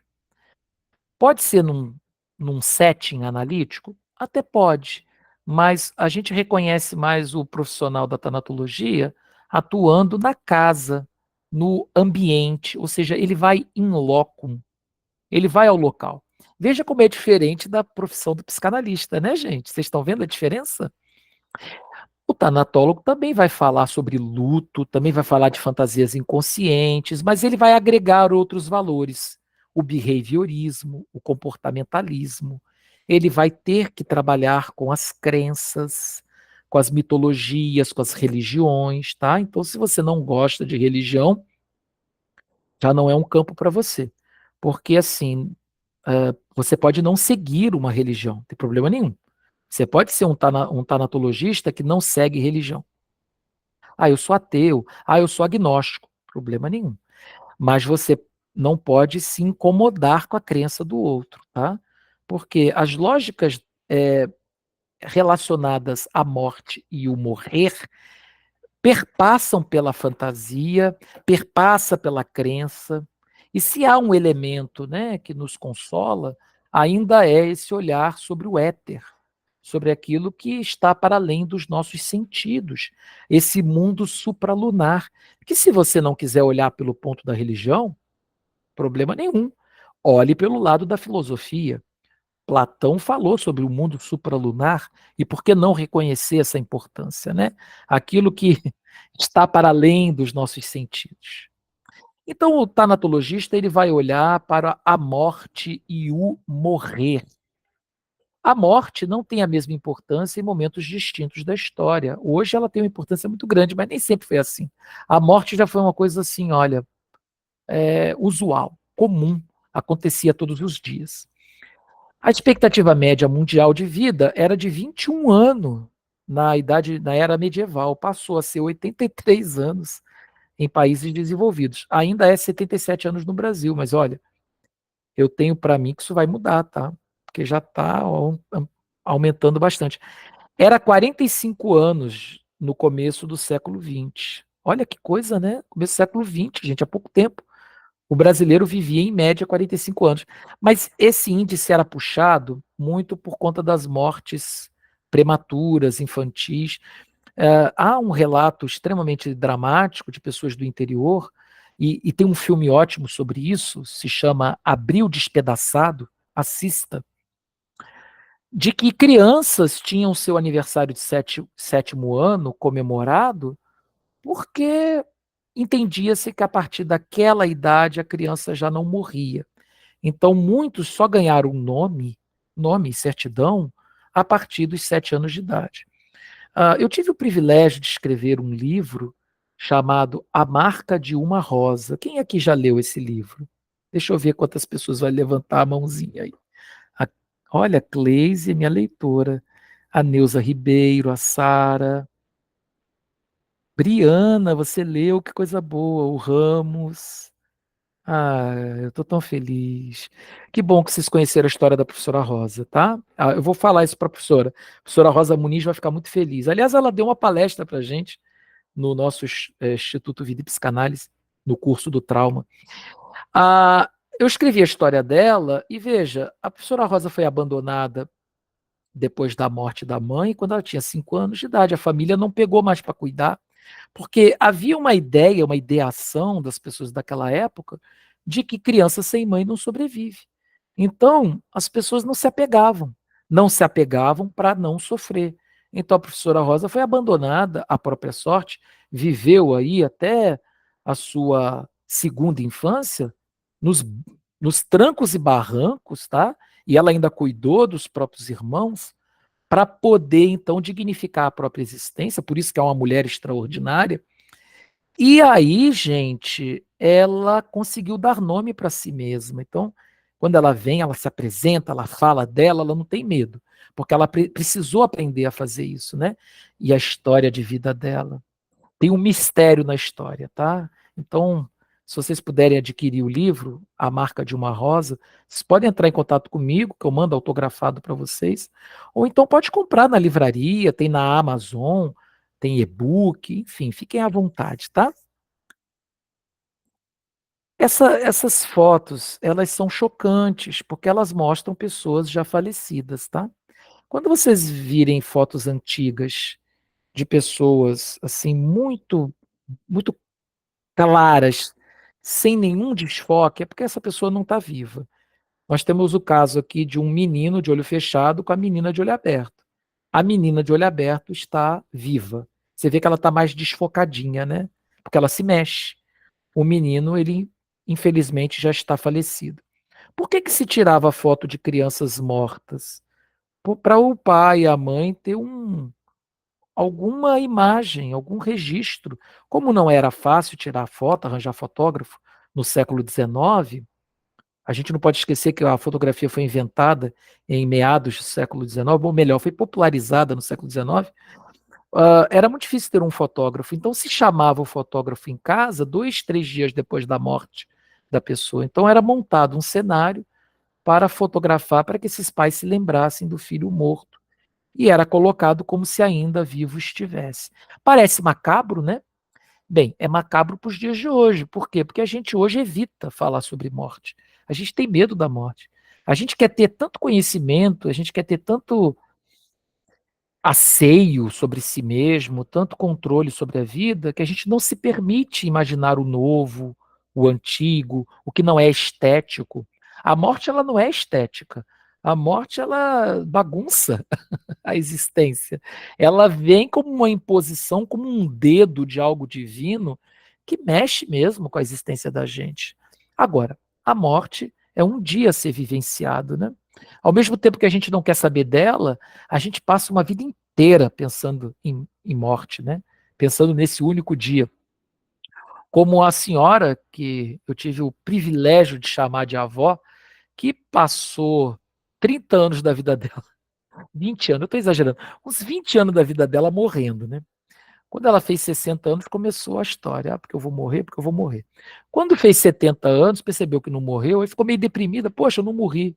Mas em vez de viver, aí entrou. Não, porque agora eu vou morrer, porque agora eu vou morrer. Aí fez 80 anos, não morreu. Aí ficou, puxa vida, eu não morri. Mas agora que ficou deprimida mesmo, porque percebeu que ficou 20 anos esperando uma coisa que não aconteceu. Aí resolveu viver. E viveu mais 19 anos. Faleceu com 99 anos. O pessoal está batendo palma. É uma história emocionante mesmo. E se não houvesse a morte? O que separa o homem dos deuses? Os deuses provocam a morte dos homens por invejá-la? São as perguntas filosóficas, né? Como seria um mundo sem morte? Como seria se não houvesse finitude ou consequência para os erros? E se a vida não fosse datada? Como é que seriam as previdências, as providências? Será que a gente teria uma vida tão organizada, ou melhor, uma tentativa de vida tão organizada? Será que haveria progresso? Porque a gente quer deixar um legado para a morte, né? Então, veja-se muito da nossa excitação e motivação não vem por causa da morte, né? O adiamento da morte traz mais maturidade ou conservadorismo? Ou seja, as pessoas estão ficando cada vez mais velhas. Ok, isso é bom. Mas então, isso está trazendo renovação ou conservadorismo para a nossa sociedade? As pessoas não estão morrendo mais tão cedo, ok. Mas elas continuam aprendendo? Eu, eu acredito que sim, porque nós somos todos seres cognoscentes. Mas, infelizmente, muita gente vive paradigmas, né? A morte como doença a ser tratada, o novo passo para a criação de uma nova espécie. E aí eu tenho que citar esse cara aqui, ó. Yuval Harari, Homo Deus. Daqui a pouco eu vou colocar o livro aqui. Homo Deus, é um livro maravilhoso. Leiam. Bom, isso aqui a gente não precisa agora, tá? Nesse momento não precisa dessas informações. Porque eu quero mais falar sobre o trabalho, né? Do tanatologista. Olha aí as nossas indicações. Vamos dar uma olhada? O Homem Diante da Morte, do Philippe Arrier. Esse livro ele é histórico-estrutural, é estruturalista, é espetacular. O Homem da Terra é um filme que está gratuito no YouTube, tá? Assiste hoje, assiste hoje. Vocês vão ficar encantados. Cantados. Que produção incrível, não se faz mais filme como esse. O filme se passa num único cenário e parece uma peça de teatro. São só aqueles mesmos personagens dialogando o filme inteiro e você entra numa história que você não sai mais e quando termina, que você acha que acabou, tem uma surpresa. Extraordinário. E Homo Deus, do Yuval Harari. Se puderem ler uma breve história da humanidade, dele também, façam esse favor a si mesmos. O que é a tanatologia? É um campo de estudo sobre a morte, sobre o fenômeno, sobre o processo e as consequências. Cuidados com pacientes terminais, ou que a gente chama de pacientes paliativos, e o apoio aos seus familiares. E também, gente, olha, o tanatologista também faz uma defesa da morte. Não no sentido de que a pessoa ela tem que morrer, não é uma defesa nesse sentido. É uma defesa do se preparar para a morte, do se organizar para a morte, de impedir que a morte seja perturbada, ou seja, que a morte ela seja de acordo com o que aquela pessoa que está viva deseja para si. Tá? Então, até mesmo os funerais, né, os rituais fúnebres, a análise do que vai ser depois, tudo isso é levado em consideração no trabalho do tanatologista. O preparo para a morte, o luto antecipado que algumas pessoas têm em relação a entes queridos que estão adoentados, tá? Então, tudo isso remete muito a esse estudo. Eu quero dizer a vocês também que a morte ela não existe filosoficamente. Filosoficamente, a morte não existe. Por quê? Porque para você vivenciar a morte, você teria que estar vivo. E morto que você já está, não consegue vivenciá-la. Logo, a morte é uma partida. Ela não é um evento vivenciado pelo sujeito. Qualquer coisa que a gente conhece sobre a morte está referenciada em seu horizonte de eventos. É como um buraco negro. Tem uma energia ali, tem algo que acontece, mas a gente não sabe descrever o que é. A única coisa que a gente consegue descrever é o que está em torno da morte. São os minutos finais antes da morte, né? E é isso que traz tanto medo, porque quem sobrevive vê a pessoa passando pelo túnel, mas não sabe o que é feito da pessoa. apenas naquele momento. Mas aquele momento de passagem, veja bem, não é morte, é vida. E eu costumo dizer que é um dos momentos mais dignos da vida, é quando você está diante da morte. Então, a gente tem que humanizar a morte, sabe? Para que ela não seja também esse lugar tão terrível. O tanatologista, ele ajuda o sujeito, o paciente, a estudar o que é a morte. Faz o acolhimento e compreensão do processo de luto. Quais são os comportamentos que nós temos diante da morte e como, vamos dizer assim, dignificar essa passagem e como diminuir o máximo os conflitos desnecessários, né, e os traumas desnecessários diante desse fenômeno que é disruptivo. Falar muito sobre o comportamento que pode causar a morte. Então, o tanatologista hoje também tem uma função terapêutica de contribuir no cuidado daqueles que estão buscando a morte de forma indireta. Oh, tá aí o tabagismo, né? Tá aí uma alimentação não saudável que leva a problemas cardíacos, né? Leva a outras doenças. Né? Então, a pessoa está buscando a morte indiretamente. Por quê? O que, que isso significa? Né? Então, a gente também estuda esses termos. Quais são os tipos de morte? A gente vai atuar sobre várias perspectivas. A filogênese é a história evolutiva, como o homem evoluiu para chegar até aqui e como ele vem encarando o tema da morte. Tá? E a ontogênese, que é como o sujeito viveu, qual é a biografia dele, como ele se relaciona com a morte. Tem também a sociogênese, que é a gente identificar esse sujeito socialmente, quem ele é na sociedade e o que isso implica, tá? A autora é a Kubler-Ross. Quem já leu a Kubler-Ross? Ela tem um livro que é um livro que abre alas para os estudos da tanatologia, sobre a morte e o morrer, 1981. A obra desafiava o comportamento médico da época e fala da consciência e do processo de morte em pacientes terminais. Kubler-Ross descreve as 5 fases do luto, quando a pessoa entra em contato com a perspectiva de morte. Então a pessoa sabe que vai falecer. Ela passa por 5 estágios, tá? Negação e isolamento, raiva, porque eu, né? Depois barganha, ela barganha com algo ou alguém, normalmente com essa entidade divinizante, ela busca tentar resolver os problemas anteriores numa expectativa de salvo-conduto. Depois ela percebe que não dá certo, então ela entra em depressão.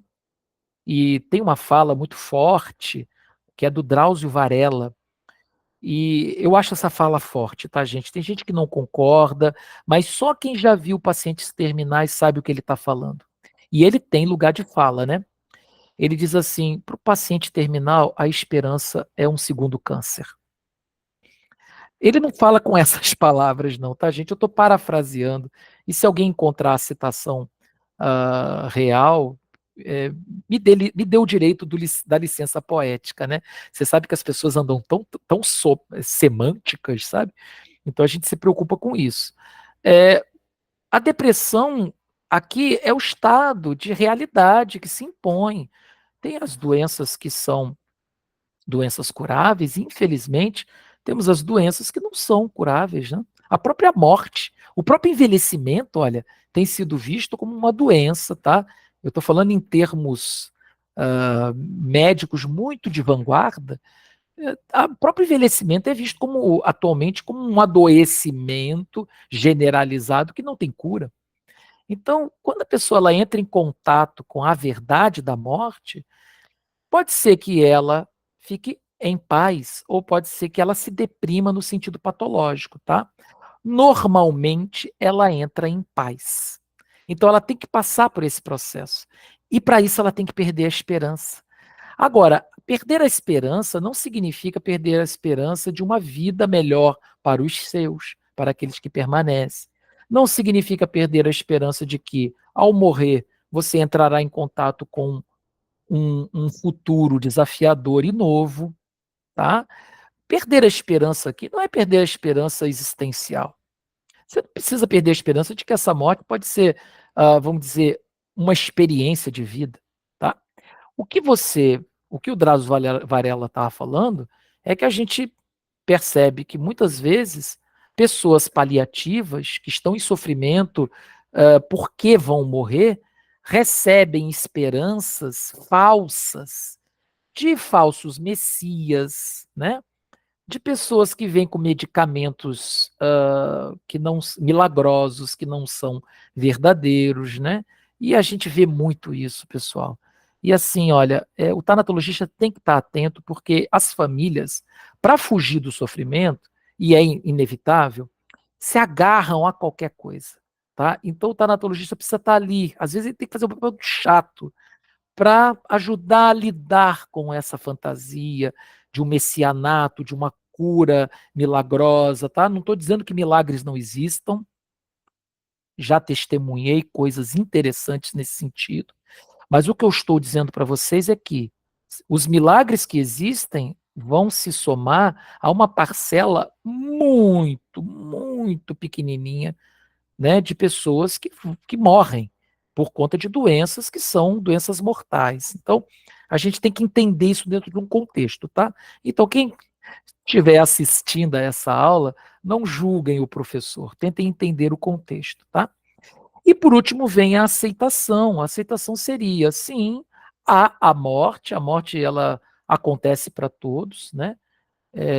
E não necessariamente precisa acontecer agora, não precisa acontecer amanhã, porque nós não sabemos de fato, e está aí uma coisa que a gente não sabe. Eu não sei quantas revoluções eu não posso causar em mim e no outro, de um minuto para o outro, de um dia para o outro. Então, a morte ela não é um ponteiro que conta os segundos para o fim. Não, a morte é um evento de chegada para todos nós e nós temos capacidades de criar revoluções em microespaços de tempo. Tá? Não necessariamente precisamos de uma vida inteira ou de mais 20 anos para causar uma mudança significativa. Essa esperança ela é positiva. Bom, gente, eu creio que não vai dar muito tempo da gente aprofundar ainda mais. Mas antes de eu fazer aqui as conclusões finais sobre a tanatologia, eu quero agradecer vocês mais uma vez e lembrar que essa aula que nós estamos oferecendo a vocês é uma cortesia do CETEP e em parceria do Instituto Vida e Psicanálise. Nós temos conjuntamente um curso que visa especialização de quem é analista, terapeuta, psicólogo, psiquiatra, no campo do trauma e da tanatologia. Façam a sua matrícula, tá? Venham prestigiar esse projeto, está muito bonito. São 20 aulas, são 10 módulos, material exclusivo para vocês. É totalmente EAD, são 9 parcelas de R$ 165, o custo, o investimento que vocês vão ter, e uma garantia de um retorno é, natural com o trabalho que vocês vão exercer como psicanalistas no campo do trauma e também no campo da tanatologia. Então, eu faço mais uma vez esse convite e peço que entrem em contato com a Secretaria do CETEP ou que vocês venham falar comigo através dos contatos que eu já disponibilizei aqui ou através dessa plataforma que vocês estão assistindo essa aula agora, tá? Vamos lá para as conclusões. O tanatologista esclarece dúvidas práticas sobre a morte, explora a expressão de sentimentos sobre o tema, ajuda a planejar e conduzir o sujeito e a família nas resoluções de conflitos antes ou depois da morte, ajuda na organização das despedidas. Os tanatologistas que também estudam a tanatopraxia são responsáveis por preparar os corpos para o velório e podem atuar também como peritos. As 3 esferas de atuação do profissional são institucional, clínica e particular. Para ser tanatopraxista, eu preciso ser médico? Não. Você precisa fazer um curso específico de tanatopraxia, tá? E agregado o valor da tanatologia facilita muito mais essa preparação dos corpos para os velórios, tá? Então, nós temos os campos de atuação, hospitais, UTIs, clínica de repouso, acompanhamentos ambulatoriais, cuidados paliativos, a geriatria também, né, o cuidado ao idoso, atendimentos residenciais, apoio a vítimas primárias e secundárias em caso de calamidades, apoio na convivência da família com o doente. Você não precisa ser formado em psicologia ou psiquiatria para atuar como um assistente nessa área, tá? Do apoio em situações de tragédia e catástrofe. Se você é psicanalista, se você é um tanatologista e tem conhecimento sobre o tema, se você tem escolaridade, né, que te permita produzir esse material, você tem condições de entrar em contato com esse público-alvo e desenvolver o seu papel, tá? Desde que você se permita fazer isso também, porque não é um tema que é para todos, tá? Então você precisa se experimentar nesse tema e saber se te interessa vivenciar essa lógica. Tá? A tanatologia, então, promove cuidados com o enfermo, de sua família e das pessoas envolvidas pela dor e pelo luto. A tanatologia também faz pesquisa, visa entender a morte sob aspectos de uma cultura, religião, estrutura social, valores, doença e características. Em todos os casos, o tanatologista precisa ter cuidado com sintomas, saber se aproximar e acolher, saber se comunicar e ter respeito por crenças e valores. Então, aqui temos algumas situações comuns, né? Acidentes, gravidez de risco. Eu já acompanhei vários casais com gravidez de risco. Alguns, infelizmente, a gravidez ela não se manteve, né? Então, todo esse apoio ele é necessário. Tragédias, situações de calamidade pública, cuidados paliativos, gerontologia, Alzheimer, Parkinson, esclerose, demências, tanto a pessoa que está passando pela situação como os cuidadores. Os cuidadores, às vezes, precisam de mais cuidado do que a pessoa que está passando pela aprovação patológica. Potencialidades do suicídio, né, pessoas que lidam com o suicídio diretamente, né, os médicos, enfermeiros, os cuidadores de pessoas suicidas e o próprio sujeito que se identifica com o ato suicida precisa, né, desse apoio. Quando há o evento do suicídio, também fica, né, uma um mal-estar, fica toda uma potencial desagregação na família que pode ser também trabalhada pelo tanatologista. Bom, eu vou terminar essa aula com uma frase minha. A morte pode ser muito sedutora. É mais fácil morrer do que viver. Passamos muitos dias de nossa vida pensando no único dia da morte. Mas a morte não é vivenciada, pois o morto não vivencia. Apenas os vivos têm alguma compreensão sobre a morte, mas só a partir de seus horizontes de evento. Morte é partir para algum lugar, logo é parto para uma natureza absolutamente desconhecida. E você? Você já vivenciou o luto, já sentiu que precisou morrer e nascer muitas vezes nesta vida? Eu te convido a escrever sobre isso, a me mandar uma mensagem ou a sua história através aqui do meu WhatsApp, que eu vou ter prazer de ouvir, de ler, de entender um pouco essa sua história. E através desse mesmo telefone, vocês fazem a matrícula para o nosso curso de especialização, a Clínica do Trauma e da Tanatologia. Gente, quem gostou do nosso momento aqui?